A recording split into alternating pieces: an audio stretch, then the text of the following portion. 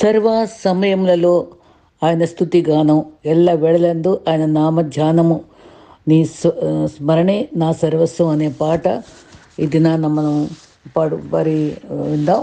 అంతేకాదు ఈ దినాన ఆయన గురించినటువంటి తలంపులు మనం బంగారు పెరుగులో ధ్యానిద్దాం. ఎలా అంటే పరలోకం వంట మన కళ్ళల్లో ఉండాలి, క్రీస్తు మన గుండెల్లో ఉండాలి, లోకం నీ కాళ్ళ కింద ఉండాలి. మళ్ళీ చెప్తాను, పరలోకం మన కళ్ళల్లో, మరి క్రీస్తు మన గుండెల్లో, మరి లోకం మన కాళ్ళ కింద. ఈ రకంగా విశ్వాసం ఉండాలి. క్రీస్తు శ్రమల కాలంలో ఆయన గాయాలను చూస్తే ఆయన అంతరంగాన్ని మనం చూసినట్టే. అంత చక్కని అనుభవాల్లోకి మనం రావాలి. మరి పదే పదే చెప్పుకుందాం, నేను అనే పదం అహంకారంగాను ఒంటరితనంగాను ఉంటుంది. మనము అనే అది ఆత్మీయంగా దగ్గరగా అవుతాం. కాబట్టి జీవిత విలువలు తెలియాలంటే మనం జీవించే చూడాలి. దేవుని హృదయము అవధుల్లేని ప్రేమ గలది. ఆయన హస్తాల్లో అనంతమైన బలం ఉంది. ఆయన శిరస్సులో అసమానమైన జ్ఞానం ఉంది. అదంతా మన కోసమే. అది నేను చాలాసార్లు అదే జ్ఞాపకం చేస్తూ ఉంటాను. ప్రభు కృపలో ఇంకా కొన్ని బంగారు పెరిగే ధ్యానంలో మనం కొన్ని ముఖ్యమైన అంశాలని మనం గమనిద్దాం. మరి మన జీవితంలో ఎందరూ మనకు స్ఫూర్తినిస్తారు, సహాయపడతారు. కొన్నిసార్లు ఇతరులకు మనమే చాలా సహాయం చేస్తూ స్ఫూర్తిని అందిస్తాం. పిడికెడు ధనము, పరిచయాలు ఆపదలు ఆదుకుంటాయి.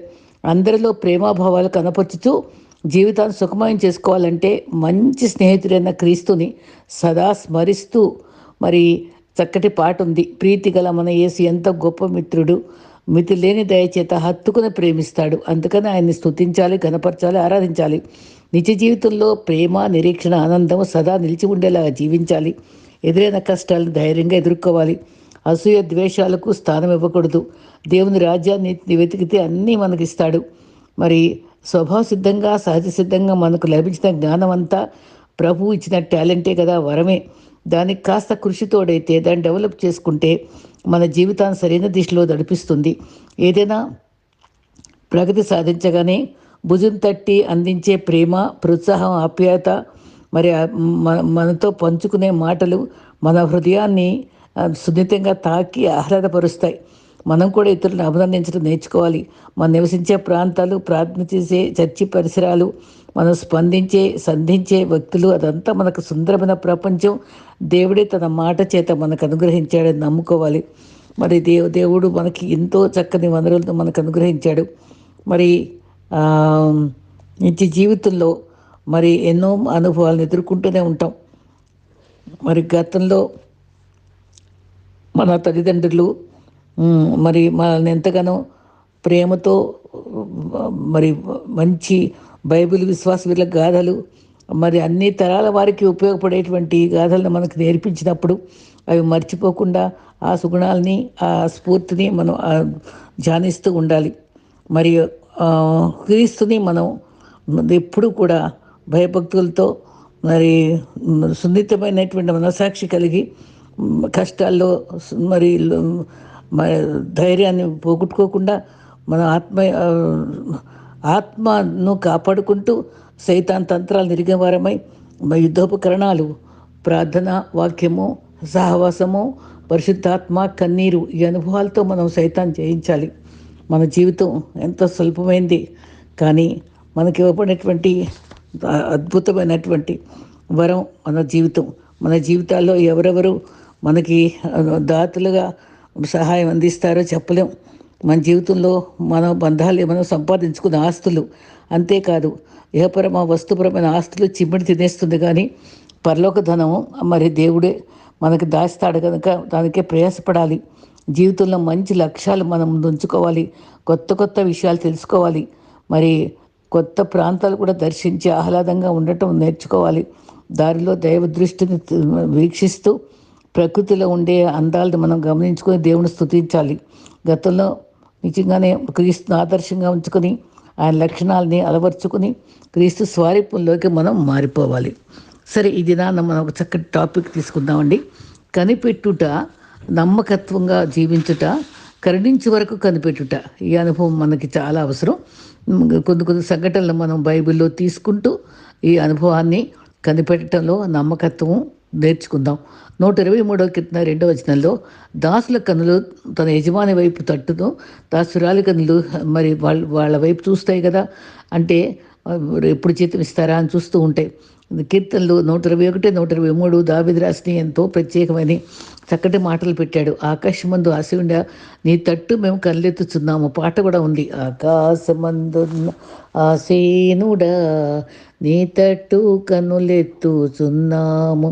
ఆయన తట్టే మనం చూస్తున్నామండి. మరి కొండల తట్టు కళ్ళెత్తున్నాం. పేదలు యజమాని ఇచ్చే జీతం కోసం చూస్తూ ఉంటారు. మరి పిల్లలు కూడా తల్లిదండ్రులు పెట్టే ఆహారాన్ని పసిపిల్లలు ఆధారపడి కడుపు నిండా తింటే తల్లికి ఎంత ఆనందం. నీవే నా దేవుడవు, తండ్రివి, తల్లి వంటి వాడవు, అంతేకాదు యజమానివి. ఆయన కరుణ మనకు కావాలి అని మనం ధ్యానిస్తూ ఆయన ఆశ్రయించాలి. కరువు, ఖడ్గము, అపాయము, ఆపద కలిగినా సరే కొండలు తట్టే కళ్ళెత్తి చూసుకోవాలి మనం. కొండల వంటి మనుషుల వైపు చూస్తే ఏ సహాయం రాదు. యెహోవా వైపు చూస్తేనే మనకు సహాయం దొరుకుతుంది. మనం అనేక ఉద్యోగ సమస్యలు, వ్యాపారాలు, భార్య బిడ్డల మధ్య సమస్యలు, మరి కడుపు బిడ్డ వాళ్ళ సమస్యలు, ఇలా ఎన్నో అనుభవాలతో మనం నలిగిపోతూ ఉంటాం. ఆ సమయాల్లో మనకి ఎటువైపు దారి తోచుతండి. యెహోషాపాతు లాగా ఏ దిక్కు తోచదు, నీవే దిక్కు అని ఆయన వైపు చూస్తే మనం నిజంగానే అద్భుతమైన సహాయం పొందుతాం. నమ్మకంగా మన వంతు మనం చేస్తూ ఆయన వైపు చూడాలి. అది మనం విజ్ఞానం నేర్చుకోవాల్సింది. ఆయన కరుణించే వరకు, ఆయన కన్నీరు తుడిచే వరకు, ఆనందంతో గంతులు వేసే వరకు మనం ఆయన వైపు చూస్తూ ఉండాలి. ఆయన సమయంలో, ఆయన శైలిలో, ఆయన ఉచితమైన కృపతో మనకి సహాయపడతాడు. తగ్గించుకుని మన పురుగు వంటి వారమని, మెందల్లి వంటి వారమని తెలుసుకుని ఆయన దగ్గర తగ్గింపుతో అడుక్కోవాలి. అందుకనే చక్కటి వాక్యం ఉంది. ఏషియా 49:14-15లో ప్రభు తను మర్చి ఉన్నాడు అనుకుంటామా మనము? మరి విడిచిపెడతాడా? ఆయన తల్లి స్త్రీ గర్భంలో పుట్టిన బిడ్డను మరుస్తుందా? కానీ నేను మరవనని చెప్పిన ఎంత చక్కని అభయం. మరి పరిస్థితులన్నీ రెప్పపాటున మార్చేయగలడు, మనల్ని ఆదరించగలడు. లూకాలో కూడా 1:52లో ఆయన తన బాహుతో పరాక్రమం చొప్పున సింహాసనం నుండి బలవంతం తోసివేసి దీనిని ఎక్కిస్తాడు, గర్విష్ఠుల్ని దించేస్తాడు. మనల్ని కనిపెట్టుకొని మరి మనం ఎప్పుడైతే ఆయన మీద ఆధారపడతామో అది గమనించుకొని మన నమ్మకంగా పనిచేస్తూ ఉంటే ఆయన మనం తప్పకుండా జవాబిస్తాడని మనం గ్రహించుకోవాలి. గర్విష్ఠుల్ని ఆయన్ని అణగదొక్కుతాడు. దీనిలను మరి ఆదరించేవాడు, గర్విష్ఠులను అసహించుకునేవాడు. అయితే మనం ఇక్కడ యెహోవా కనిపెట్టుకోవడం, మన కష్టాలు, శ్రమలు అన్నీ కూడా మనకి వస్తూ ఉంటూనే ఉంటాయి. మనకి ఎందుకు జవాబు రావట్లేదని మనం ఒకసారి తలపోస్తూ ఉంటాం. మనం కనిపెట్టుటలో, నమ్మకంగా పనిచేయటంలో ఎక్కడన్నా లోటు ఉందేమో ఈ దినాన మనం అన్ని సందర్భాల్లో కనుక్కుందాం. ఇస్సాకు జీవితం గమనిస్తే ఆదికాండం 21:1లో ఎంతో అసహాయ స్థితిలో, కరువు రోజుల్లో రెండోసారి అబ్రహాం అప్పుడు కాక ఇస్సాకు దినాల్లో కూడా కరువు వచ్చింది. అందరూ నిర్లక్ష్యంగానమ్మో ఎట్ట కరువు ఉంది, ఎలాగో మనం ఏం చేయలేం అనుకున్నప్పుడు తను చక్కగా శ్రద్ధ కలిగి పంటనన్నప్పుడు ఆ నేల తవ్వి మరి మంచిగా విత్తనాలు చల్లి తన వంతు తను చాలా శ్రద్ధగా చేశాడు. కాబట్టి దేవుడు తన శ్రమను గుర్తించి ఆ భూమికి ఫలాన్ని ఇచ్చి అక్కడ 100% పంటని పెట్టి అందరూ కూడా ఆశ్చర్యపడ్డారు, అసూయపడ్డారు ఇస్సాకును చూసి. తన పని తను కనిపెట్టి దేవుని యొక్క ఆశీర్వాదం కోసం, వర్షం కోసం, దీవెన కోసం కనిపెట్టాడు. తన వంతు తను పనిచేశాడు. అది మనం కూడా చేయాలి. మనం చేయవలసిన పని మనం చేయాలి, దేవుడు చేయవలసిన పని తను చేస్తాడు. తర్వాత అదే మరి ఫలం పొందిన ఆశీర్వాదం ఉన్న అనుభవాల్ని మనం జ్ఞాపకం చేసుకోవాలి. మనం స్కిల్ని, సామర్థ్యాన్ని డెవలప్ చేసుకుంటూ దేవుని దీవెనలు కూడా మనం పొందుకోవాలి. ఇంకొక రెండో సందర్భం ఏంటంటే, యెహోషువ 6:1లో ఎరుకో కూల్చిన సందర్భంలో నిజంగానండి అది చిన్న స్థలం కాదు, అది చిన్న భాగం కాదు, చుట్టూ తిరగటానికి పెద్ద పట్టణం. ఆ ఎరుకో పట్టణాన్ని అది 2 ద్వారాలు మూయబడిపోయినాయి కదా. అప్పుడు ఆ లోపల ప్రవేశించాలంటే దేవుడు ఒక చక్కటి సలహా ఇచ్చాడు. 6 సార్లు తిరగండి, ముందు మొత్తం తిరగండి. 7 రోజు మాత్రం 7 సార్లు తిరగటం అంటే అంత లక్షల మంది పసిపిల్లలతో, ముసలి వాళ్ళతో గబగబా తిరగాలంటే వాళ్ళు ఎంత త్వరగా లేవాలండి, ఎంత కష్టపడాలి. అంతగా వాళ్ళు సడుక్కోలేదు, విసుక్కోలేదు, ఎలా చేస్తావు అనుకోలేదు. దేవుడు ఏం చెప్పాడు అది చేయడానికి వాళ్ళు లోబడ్డారండి. అప్పుడు అద్భుతం చూశారు. ఎరుకు గోడలు కూలిపోయినాయి. ఇప్పటికి కూడా ఎరుకు గోడలు కూలిన అనుభవాలు అక్కడ చూస్తూనే ఉంటాం. చారిత్రకంగా ఎంతో గుర్తుగా ఉన్నాయి. అక్కడ కొన్ని లక్షల మంది 7 సార్లు తిరిగి బూరలు ఊదటం, మరి వాళ్ళు ధైర్యంగా సంతోషంగా కేకలు వేయడం, ఆ మనస్సుతో వెళ్ళటం, ఆ రోజులు చేసి ఏడో రోజు 7 సార్లు తిరిగి అద్భుతాన్ని చూశారు. వాళ్ళు నమ్మకంగా చూశారు, కనిపెట్టారు. దేవుడు ఏం చెప్పాడు, ఏం జరగనివ్వదని కనిపెట్టారు. అప్పుడు వాళ్ళు అద్భుతంగా కేకలు వేస్తూ మరి ఈ రకంగా మరి యెహోషువ 6:20 వరకు ఈ చరిత్ర ఉంటుందండి. ప్రకారాలు కూలిపోయినాయి. అప్పుడు ఎంతో ఆర్భాటంతో ఆనందపడి సంతోషంతో కేకలు వేసి వారి కష్టం ఫలించింది. వారు ఆ జనమందరూ అక్కడ వాళ్ళు ఎరుక వాళ్ళందరూ భయపడిపోయారు. అప్పుడు మనకు రాహాబు అనుభవం కూడా చక్కగా మాట్లాడిన తను మనకి అప్పగించినందుకు స్తుతించుకున్నారు. ఇంకొక సందర్భం చూద్దాం. ఏలియా 1 రాజులు 18 అధ్యాయం 19 నుంచి 38 వరకు చరిత్ర ఉంటుంది. అక్కడ కూడా బయలుదేవత దగ్గర మరి అందరినీ పోగేస్తాడు. ప్రవక్తలందరినీ పోగేసి అక్కడ అబద్ధ ప్రవక్తలందరికీ బుద్ధి తెప్పించి దేవుడు ఎంత గొప్పవాడో అని చూపించాలని నమ్మకంగా తను చేసిన ప్రయాస ఏంటంటే అక్కడ చక్కగా మాట్లాడాడు. 2 మార్గాలతో 2 తలంపులతో ఎలా ఉంటారు మీరు అని వాళ్ళని గద్దిస్తూ రోషంతో ఉండేటువంటి దేవుని గురించి తను రోషంగా మాట్లాడాడు. అటువంటి రోషం మనకు కూడా ఉండాలండి. అది ఏలియా ఉంటే రోషం, ముంచే యోహాను బాప్టిజం ఇచ్చే యోహానుకు కూడా అదే మాట, అదే తీరు. దాన్ని బట్టి మరి యాకోబు పత్రికలో కూడా చెప్పారు.